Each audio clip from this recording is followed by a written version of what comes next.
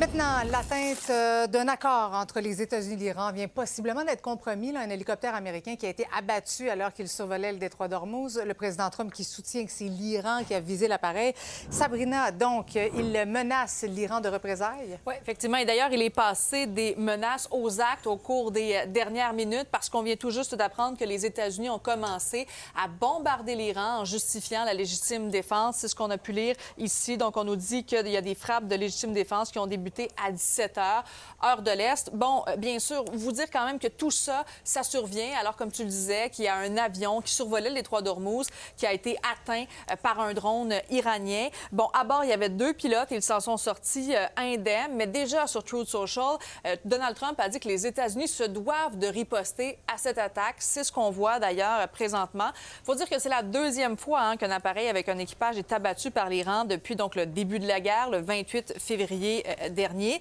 Les propos quand même de Donald Trump ne sont pas passés inaperçus, parce que dans les mêmes moments de sa publication, il y a le président du Parlement iranien qui avait mis en garde contre tout manquement à leur engagement et avait menacé d'une escalade si les efforts diplomatiques échouaient. Mais bon, quand même, toutes ces déclarations et ces menaces d'escalade et des menaces qui sont passées en fait à la réalité, ça change vraiment avec l'optimisme qu'avait aujourd'hui Donald Trump, parce qu'un petit peu plus tôt, il avait déclaré, bon, on est sûrement à 2-3 jours, en fait, d'avoir un accord avec l'Iran. Bon, vous me direz, ça fait plusieurs fois qu'il l'a dit, selon CNN, même 38 fois depuis le début de la guerre, mais quand même, on va aller l'écouter.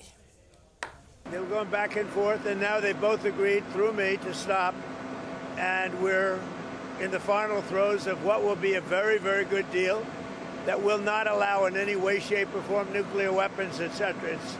And the Strait will open up right away. It'll open up immediately upon signing, which could be in 2 or 3 days.